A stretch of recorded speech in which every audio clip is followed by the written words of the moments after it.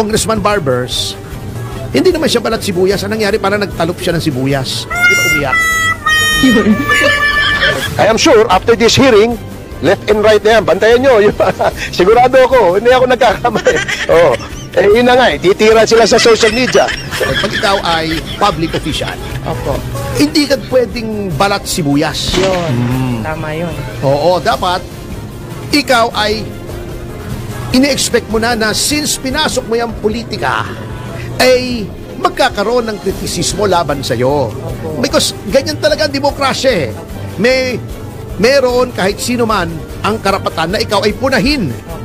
Unless it is scurrilous libel na talagang walang katotohanan na. Hindi nakasama sa freedom of expression yon.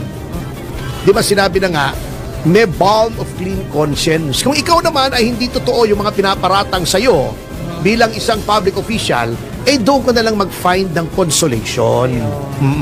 Huwag mo nang idemanda. Besides, kaya nga po, just to show you how protected free speech is when it comes to matters of public concern. Kasi di ba, politiko ka. Opo. Ikaw ay nasa pwesto. Kahit hindi ka nasa pwesto, ikaw ay public figure. Pag may kritisismo laban sa'yo, malice is never presumed if you are a public figure. Ayun. Kung pribadong mamamayan ka, malice will be presumed. The law itself presumes that the malicious, but that the derogatory imputation is malicious. Pero pag public figure, it is the complainant na dapat mag-prove ng malice. Because ang presumption is that there is absence of malice. Ayun. Ganun yun eh.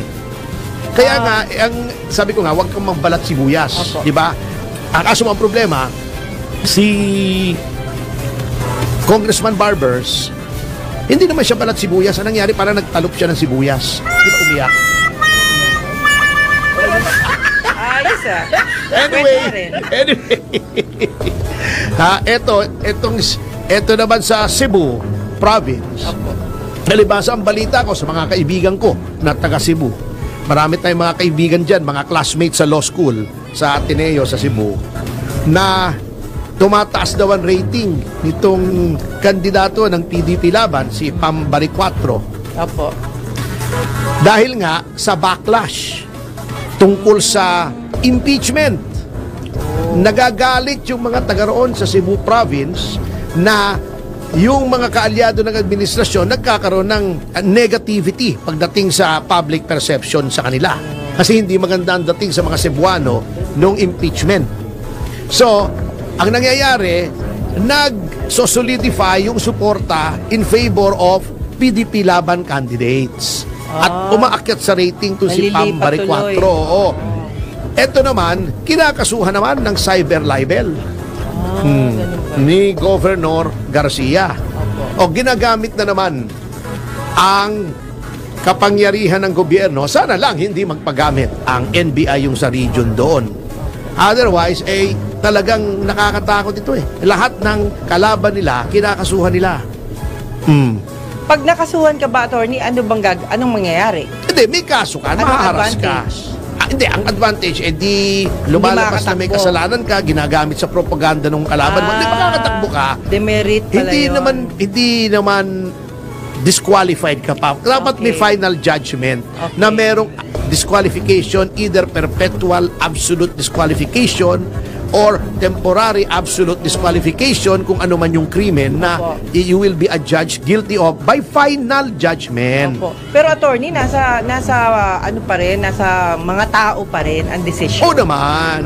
Finally, di ba? Oo. Kumbaga, kahit na 10 beses nilang siraan yung tao, kung approve sa kanila yung nagawa ng tao, siguro hindi naman mangyayari yun. Pero ito, dirty tricks ito. Alam naman natin yan eh. Okay. Di ba?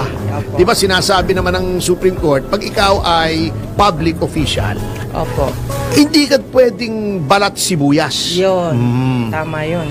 Oo, dapat ikaw ay ini-expect mo na since pinasok mo yung politika, ay magkakaroon ng kritisismo laban sa'yo. Because ganyan talaga ang demokrasya eh.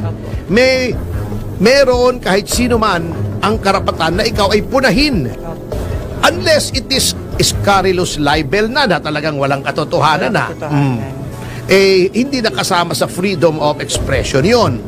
Katulad ng ginawa ni Larry Gadon, yung pinagmumumura si Raisa Robles. Oh. Di ba?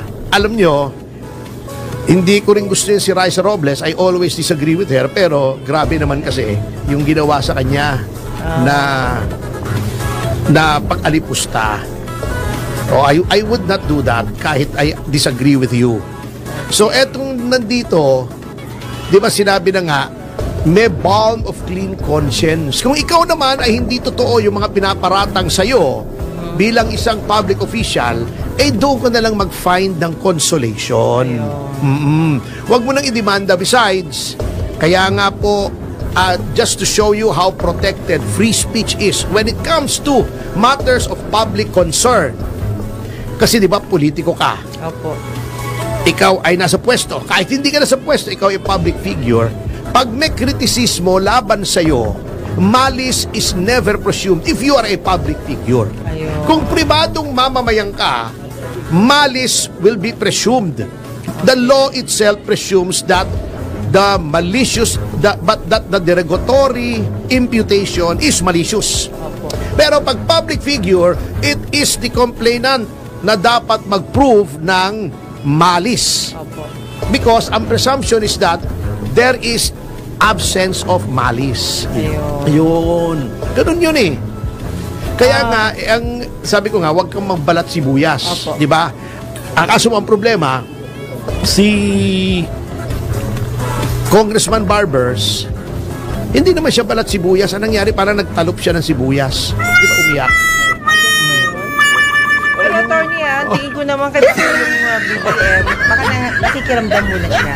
Kaya hindi siya nagkikibo sa mga ginagawa ng Alin? mga ano niya. Hindi. Dapat command responsibility. Dapat the policy is set by the chief executive dahil yung NBI, yung DOJ, yung DILG, yan ay lahat yan under the executive branch. Okay. Kung anong policy niyan, gumagaya lang yan kung anong nakikita nila sa chief executive. Bakit? Because lalong-lalo na yung mga cabinet secretaries, yun yung principle ng qualified political agency. Alter ego sila ng presidente. Extension sila ng presidente. Okay. Yung presidente ang pwede magsabi sa kanila, wag nating i-persecute yung mga political opponents natin. Parehas tayo. Kay kakampi, kay kalaban, pagdating sa mga reklamo, parehas. Hindi nangyayari yun eh. Ito lamang kay Teves. Yung 10 testigo laban sa kanya, ito paulit-ulit kong sinasabi. Kung ordinaryo lamang ang circumstances, nag-recant, umatras, hindi mo na pa-filean yan eh. Kasi hindi ka naman makakakuha ng conviction, lalo-lalo na ngayon. For some reason, tinaas ni Boying Remulla yung bar na dapat hindi lang probable cause with a reasonable certainty of conviction. Na ako nagtataka kasi yung meaning ng probable cause ay may set meaning na yan sa jurisprudence. Anyway, bahala sila. Kung ordinaryong tao yan, hindi pa file yan. Pero ito, final. Kahit alam nila, mahihirapan sila na makakuha ng conviction. Anyway, bahala sila sa buhay nila. But they're wasting the resources of the people. Yun lang.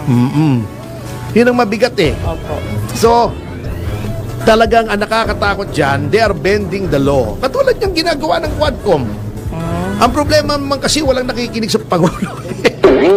Sabi ng Pangulo, huwag natin i-impeach yan. The life of one single Filipino will not be improved by impeaching the Vice President. Ano nangyari? Hindi lang na-impeach, yung anak pa niya ang nangunguna sa pag-move ng impeachment. Mismong anak niya hindi nakikinig sa kanya. Anong klaseng leadership yan? Sad naman yun, sad. Nga Pero, sabi nga it's a benefit of the doubt. Hindi. Let's listen to But I doubt the benefit. Kalungkot naman yan, attorney. Magulo dito sa atin Pero Magulo ng pinagagagawa